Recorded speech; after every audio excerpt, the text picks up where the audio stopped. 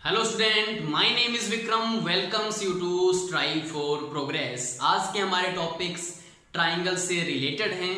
चलिए one by one उनको discuss करते हैं। हमारा फर्स्ट टॉपिक है पहले तो त्रिभुज या ट्राइंगल। ट्राइंगल क्या होता है? तो तीन रेखाखंडों से बनी बंद आकृति त्रिभुज कहलाती है। सभी को पता होगा कि ट्राइंगल में हमारे पास क्या होते हैं, तीन यहाँ पे आपको रेखाखंड मिलेंगे। ए बी सी हमारा क्या है, एक ट्राइंगल है। अब आपको पता है त्रिभुज में टोटल अवयव कितने होंगे, तो इसमें 6 अवयव होंगे। 3 इसकी भुजाएं और 3 इसके क्या होते हैं, एंगल्स होते हैं। आपको पता है यहाँ पे 3 साइड्स हैं और यहाँ पे 3 एंगल्स हैं, तो टोटल इसके अवयव कितने हो गए, 6। अगर क्वेश्चन आ जाए सिंपल कि त्रिभुज के कितने अवयव होते हैं, तो 6 इसके अवयव होते हैं।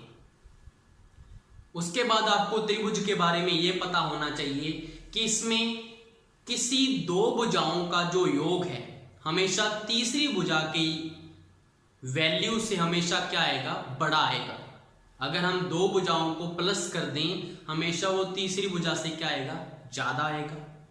और अगर हम किन्हीं दो भुजाओं का अंतर निकालें तो वो हमेशा तीसरी भुजा से क्या आएगा, कम आएगा। इसके ऊपर भी क्वेश्चंस बनते हैं। आपको कुछ भुजाओं की वैल्यू दी होगी जो हम आगे क्वेश्चंस करेंगे, और आपको बताना होगा कि वो त्रिभुज उसका संभव है या नहीं है, तो आपको ये पता होना चाहिए। तीसरा, उसके बाद यहाँ पे ये पॉइंट बनता है कि भुजाओं के आधार पर त्रिभुज के कितने टाइप्स हैं। तो भुजाओं के आधार पर त्रिभुज के ये 3 टाइप हैं: समबाहु त्रिभुज, समद्विबाहु त्रिभुज, विषम बाहु त्रिभुज। सबसे पहले हमारा समबाहु त्रिभुज। तो नाम से आपको पता लग रहा है समबाहु, सम का मतलब होता है समान और बाहु का मतलब भुजाएं। तो जिसकी सारी भुजाएं समान होती हैं। सारी कितनी होती हैं त्रिभुज में, 3 तो भुजाएं होती हैं, तो तीनों भुजाएं इसकी समान होंगी। और तीनों अगर भुजाएं समान है तो तीनों एंगल्स जो कोण है वो भी क्या होंगे, इसमें बराबर होंगे।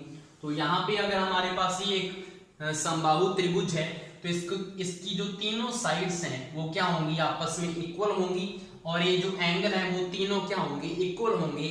और इनकी अगर वैल्यू अगर आप जानना चाहें तो आपको पता होगा समबाहु त्रिभुज में एक एंगल 60 डिग्री के इक्वल होता है, तो तीनों एंगल कितने के हुए, 60 के हुए।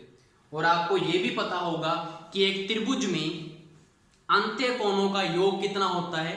त्रिभुज में अंत्य कोणों का योग होता है 180 डिग्री। और अगर बाह्य कोणों का योग की बात करें तो बाह्य कोणों का योग होता है 360 डिग्री, 360। ये हमारा त्रिभुज से रिलेटेड था। हमारा फर्स्ट ट्राइंगल हो चुका है समबाहु त्रिभुज। आपको पता लग गया कि अगर A B equal B C equal A C दे रखा है तो समबाहु त्रिभुज होगा, और angle A, angle B, angle C तीनों क्या होंगे, इक्वल होंगे। दूसरा, अगर हम यहाँ पे बात करें दूसरा टाइप का कौन सा त्रिभुज है, वो है हमारा समद्विबाहु त्रिभुज। तो नाम से आपको पता लग रहा है समद्विबाहु। द्वि का मतलब दो, सम का मतलब समान, मतलब जिसकी दो भुजाएं क्या होंगी, समान होंगी। लेकिन टोटल कितनी होती हैं, 3। तो सिर्फ दो भुजाएं समान होनी चाहिए और तीसरी क्या होनी चाहिए, अलग होनी चाहिए। तो वो हमारा क्या हो जाएगा, एक समद्विबाहु त्रिभुज हो जाएगा। तो यहाँ पे क्या होगा, अगर इसकी मैं ये दो साइडें क्या ले लूं, इक्वल ले लूं, तो ये तीसरी साइड क्या होगी, इक्वल नहीं होगी, तो वो हमारा क्या होगा, समद्विबाहु त्रिभुज। तो इसको अगर हमने लिखना हो तो क्या लिखेंगे, A B equal A C but not equal B C. यही तो लिखेंगे हम त्रिभुज के लिए। और इसमें क्या होगा, अगर यहाँ पे ये साइड इस साइड के इक्वल है तो भुजाओं के सामने के जो कोण होते हैं वो भी क्या होते हैं, इक्वल होते हैं, बराबर होते हैं। तो इस भुजा के सामने का ये एंगल और इस भुजा के सामने का जो ये एंगल है ये भी क्या होंगे, आपस में इक्वल होंगे। तो यहाँ पे हम क्या लिखेंगे, angle B equal angle C. ये पता लग गया आपको समद्विबाहु त्रिभुज की प्रॉपर्टी। भुजाएं दो इक्वल और दो एंगल इक्वल होते हैं, और भुजा के सामने के एंगल होंगे। ऐसा नहीं है कि कोई भी एंगल ले लो आप, एंगल ए नहीं आ सकता इसमें। क्लियर है? उसके बाद तीसरा हमारा टाइप है यहाँ पे विषम बाहु त्रिभुज। अब विषम बाहु त्रिभुज कैसा होगा, नाम से पता लग रहा है कि विषम मतलब जो सम तो नहीं है, तो तीनों भुजाएं जिसकी समान नहीं होंगी उसको क्या बोलेंगे, विषम बाहु त्रिभुज बोलेंगे। अब अगर तीनों साइड्स जो हैं वो इक्वल नहीं है तो मुझे बताओ एंगल इक्वल हो सकते हैं, नहीं हो सकते। तो तीनों एंगल भी हैं वो भी इक्वल नहीं होंगे, तो वो हमारा क्या हो जाएगा, एक विषम बाहु त्रिभुज हो जाएगा। अगर यहाँ पे ABC है, ये वाली जो साइड है वो इक्वल नहीं होगी इसके, और ये वाली इसके इक्वल नहीं होगी, तो यहाँ पे हम क्या लिखेंगे, AB not equal BC not equal AC, और एंगल जो है वो भी इसके इक्वल नहीं होंगे, angle A not equal angle B not equal angle C। ये किसकी आ गई प्रॉपर्टी, हमारे विषम बाहु त्रिभुज की। यहां तक आपको समझ में आ गया। उसके बाद हमारा जो है टॉपिक चलता है कि कोणों के आधार पर त्रिभुजों के कितने प्रकार हैं। अगर आपसे पूछ लिया जाए कोणों के आधार पर, तो कोणों के आधार पर हमारे जो त्रिभुज हैं ये 3 त्रिभुज कोणों के आधार पर हैं। तो यहां पे क्या है आपके पास, फर्स्ट न्यून कोण त्रिभुज। न्यून कोण त्रिभुज का मतलब क्या है कि अगर आपके पास कोई त्रिभुज ऐसा है जिसके तीनों कोण क्या हो, न्यून कोण हो। अगर हमारे पास ये कोई ABC ट्राइंगल है जिसमें अगर तीनों कोण ये क्या होंगे, अगर न्यून कोण हो, 90 डिग्री से छोटे हो तीनों कोण, तो इनको हम क्या बोलेंगे, न्यून कोण त्रिभुज बोलेंगे। उसके बाद अगर बात आती है हमारी समकोण त्रिभुज की, समकोण त्रिभुज में नाम से पता लग रहा है आपका, समकोण का मतलब होता है कि एक एंगल होता है इसका 90 डिग्री। तो हमारे पास ये वाला एक समकोण त्रिभुज होगा ABC, जिसमें ये वाला एंगल क्या होगा, 90 डिग्री के इक्वल। तो इसमें क्या होता है कि एक एंगल तो होता है 90 डिग्री, और जो बाकी के बचे 2 एंगल होते हैं वो दोनों क्या होते हैं, न्यून कोण होते हैं। उसके बाद अगर बात करें हम अधिक कोण त्रिभुज की, तो अधिक कोण त्रिभुज में क्या होगा, एक एंगल तो इसमें क्या होगा, अधिक कोण, और दूसरे जो 2 एंगल्स हैं वो हमारे यहाँ पे क्या होंगे, दोनों न्यून कोण होंगे। एक एंगल अधिक कोण होगा और दूसरे 2 एंगल क्या होंगे, न्यून कोण होंगे, तो वो हमारा क्या होगा, अधिक कोण त्रिभुज होगा। लेकिन यहाँ पे इनकी एक और प्रॉपर्टी आपको ध्यान में रखनी है, न्यून कोण त्रिभुज, समकोण और अधिक कोण त्रिभुज की। वो क्या है, अगर मैं इनकी साइड क्या ले लूं, ये A साइड है, ये B है, ये C है, A B C, A B और C। अगर ऐसे हमारे पास ये तीनों की साइड हमने ले ली, तो यहाँ पे तीनों में एक प्रॉपर्टीज चलती है, वो क्या है, यहाँ पे अगर हम इनकी साइडों का स्क्वायर करें, अगर यहाँ पे मैं क्या करूं, साइड्स का स्क्वायर करूं और वो मैं जोड़ दूं, और उधर से उसमें जो बड़ी भुजा है, हमेशा जो आपको बड़ी भुजा का कंसेप्ट देखना है, इसमें बड़ी भुजा कौन सी होती है आपको पता है, त्रिभुज में बड़ी भुजा का कैसे पता लगेगा, त्रिभुज में आप देखना जो सबसे बड़ा एंगल होगा उस एंगल के सामने की जो भुजा होगी वो भी सबसे बड़ी होगी, और जिस एंगल का मान सबसे छोटा है उसके सामने की भुजा भी सबसे क्या होगी, छोटी होगी। तो यहाँ पे मैं तीनों में C को क्या मान रहा हूं, सबसे बड़ी भुजा लेके चल रहा हूं। यहाँ पे 90 डिग्री सबसे बड़ा एंगल है तो सबसे बड़ी ये होगी, अधिक कोण सबसे बड़ा ये है, उसके सामने की सबसे बड़ी ये होगी, तो ये भी क्या है, सबसे बड़ा है तो C सबसे बड़ी होगी। ठीक है, पता लग गया ये कंसेप्ट, बड़ी भुजा कैसे पता लगेगी। अब कंसेप्ट क्या था, कंसेप्ट ये है कि अगर आप A² प्लस B² करोगे न्यून कोण त्रिभुज में, तो ये हमेशा ग्रेटर आएगा C² से। ये आपको ध्यान में रखना है कि जो बड़ी भुजा का स्क्वायर है वो हमेशा छोटा होगा अन्य 2 जो भुजाएं हैं उनके स्क्वायर के योग के। दूसरी अगर हम समकोण त्रिभुज की बात करें तो इसके लिए तो आपको पता ही होगा, A² प्लस B² इक्वल होता है C² के, ये समकोण त्रिभुज की प्रॉपर्टी है। तीसरा अधिक कोण त्रिभुज में क्या होगा, A² प्लस B² लेस होगा C² से।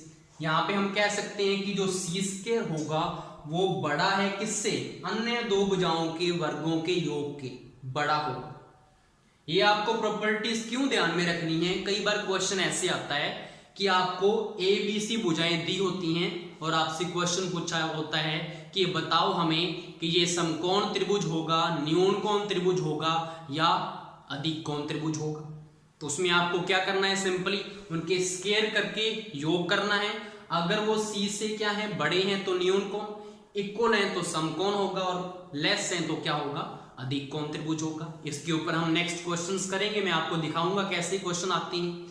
यहां तक आपका ये कंसेप्ट हो चुका है। उसके बाद हम बात करते हैं समकोण समद्विबाहु त्रिभुज। समकोण समद्विबाहु त्रिभुज के नाम से आपको पता लग रहा है कि इसका एक एंगल तो क्या होगा, समकोण होगा। समकोण मतलब 90 डिग्री, और दूसरा वर्ड है इसका समद्विबाहु, मतलब दो भुजाएं इसकी क्या होंगी, समान होंगी। तो आप मुझे बताओ कैसा इसका फिगर बनेगा। ये आपका ऐसा फिगर बन जाएगा।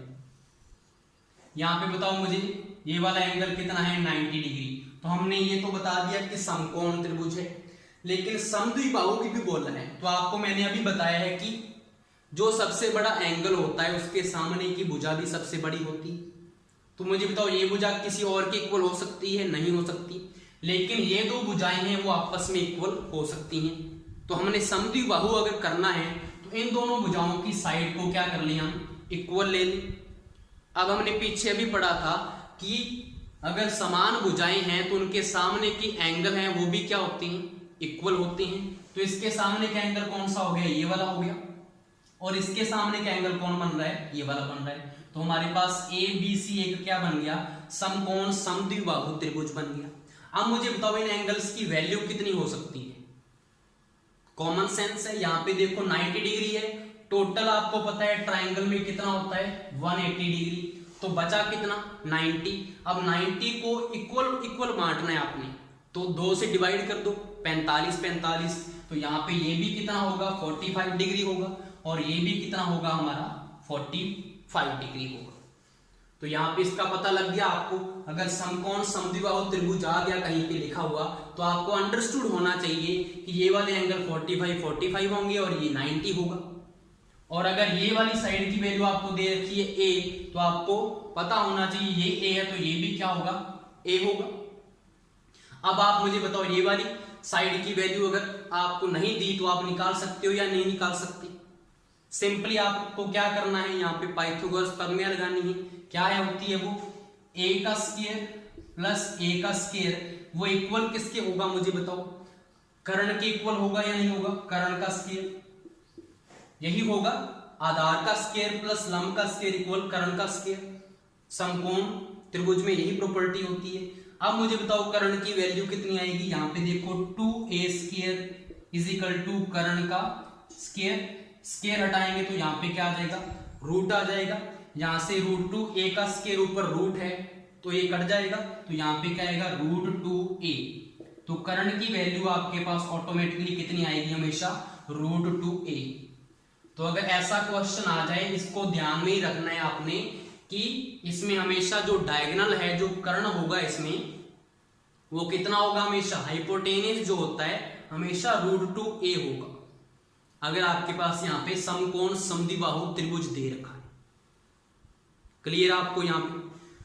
उसके बाद अगर हम बात करें यहाँ पे एक कंसेप्ट और आता है ट्राइंगल्स के ऊपर, फिर हम इसकी क्वेश्चंस करेंगे। एक कंसेप्ट क्या है कि अगर आपके पास कोई ट्राइंगल है ABC, ये कोई ट्राइंगल है और इसकी अगर मैं ये वाली साइड को आगे बढ़ा दूं, ये वाली साइड को मैंने आगे बढ़ा दिया, तो यहाँ पे जो बहिष्कोण बना है, मतलब जो बाहर की तरफ बना है ना एंगल, ये वाला जो एंगल है इसको बोलते हैं बहिष्कोण।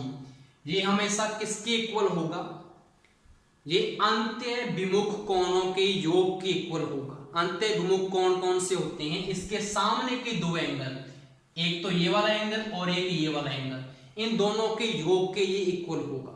तो हम क्या लिख सकते हैं, इसको अगर लिखना हो तो एंगल C इक्वल होगा angle A plus angle B के। ये आपको प्रॉपर्टी पता होनी चाहिए कि बहिष्कोण हमेशा अंत्यविमुख कोणों के योग के इक्वल होता है।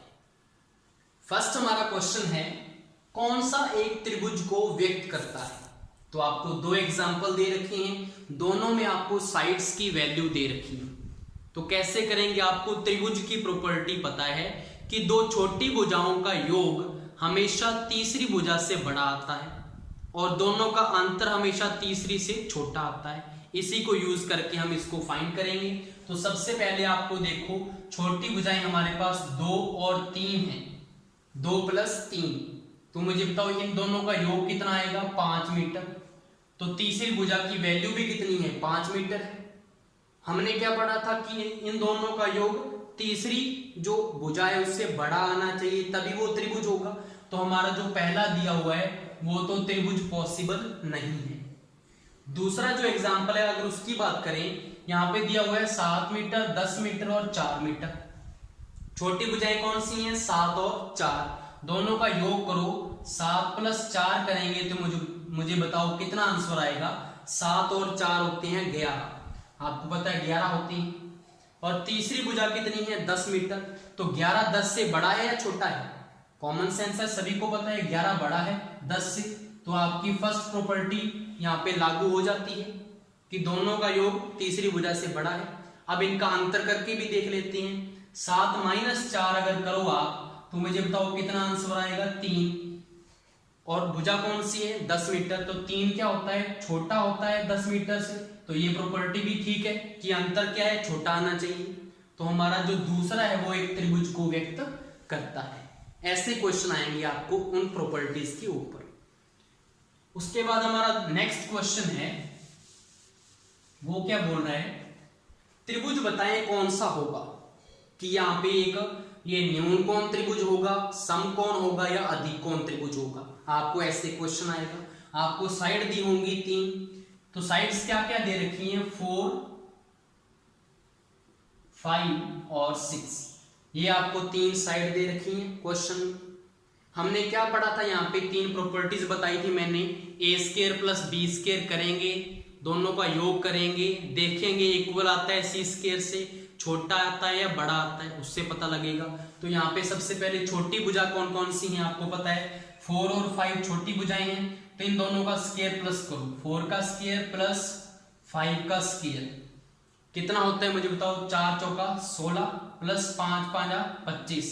तो 25 और 16 कितने हुए, 6 5 11 41, इतना ही आएगा,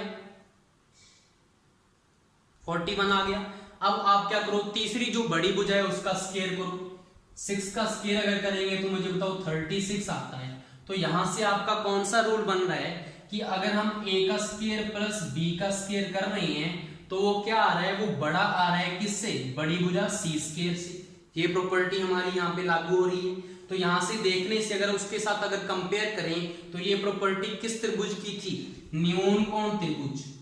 ये प्रॉपर्टी हमने पढ़ी थी न्यून कोण त्रिभुज के लिए, जिसमें जो छोटी भुजाएं हैं उनके वर्गों का योग बड़ा होता है बड़ी भुजा के वर्ग के। ये हमने प्रॉपर्टी वहां पे पढ़ी थी। तो ऐसा क्वेश्चन आएगा आपको उस प्रॉपर्टीज के ऊपर। उसके बाद जो हमने लास्ट प्रॉपर्टीज में पढ़ी थी ट्राइंगल की, कि जो बहिष्कोण होता है वो अंत्य अभिमुख कोणों के योग के बराबर होता है, उसके ऊपर ये क्वेश्चन है। आपको ये फिगर दिया हुआ है, x का मान आपको फाइंड करना है। मुझे बताओ यहाँ पे इस वाले अगर ट्राइंगल की बात करें हम, ट्राइंगल BDC की, इसमें आपको 2 एंगल दे रखे हैं। यहाँ पे अगर हम बहिष्कोण देखें तो कौन सा होगा, मुझे बताओ, ये बहिष्कोण होगा या नहीं होगा। ये वाला इसका क्या है, बहिष्कोण है। ये वाला जो बहिष्कोण है वो अंत्य अभिमुख कोणों के योग के बराबर होगा। तो यहाँ पे जो एंगल ABD, यहाँ पे जो एंगल ABD होगा, ABD का मतलब पता ना एंगल, यहाँ पे इसकी बात कर रहे हैं ABD, इसकी बात कर रहे हैं, वो इक्वल किसके होगा मुझे बताओ, इन दोनों के योग के इक्वल होगा। तो यहाँ पे क्या लिखूं मैं, 62 + 20 लिखूं। तो यहां से आंसर कितना आया, 82 आंसर आया। यहाँ 82 हमारे किसकी वैल्यू आ गई, इसकी वैल्यू 82 आ गई, 82 डिग्री आ चुका है। अब मुझे बताओ x हमारा एक बहिष्कोण बन रहा है या नहीं बन रहा, और किस ट्राइंगल में बन रहा है। अब आप अगर छोटे वाला ट्राइंगल देखें, अगर इसको इस वाली साइड से अगर आप देखेंगे तो आपको लगेगा कि अगर ये ऐसे है, ये एक स्ट्रेट लाइन बन रही है, तो ये बाहर वाला क्या बन रहा है, बहिष्कोण बन रहा है। अब इसके सामने के दो कोण ये नहीं बन रहे, 30 और 82, अंत्य अभिमुख कोण किसके बन रहे हैं, x। तो यहां से x की वैल्यू कितनी आएगी, x की वैल्यू आ जाएगी यहां से 30 प्लस 82 आ जाएगा। तो यहां से x की वैल्यू कितनी आ चुकी है, 2 और 8 और 3 11, 112 डिग्री किसकी वैल्यू आ चुकी है, x की। तो ये किसके ऊपर बेस्ड था, बहिष्कोण वाली प्रॉपर्टी के ऊपर। ये हमारे क्वेश्चन थे और आज का हमारा टॉपिक था ट्रायंगल। आई होप सो आपको ये पसंद आया होगा। Thank you.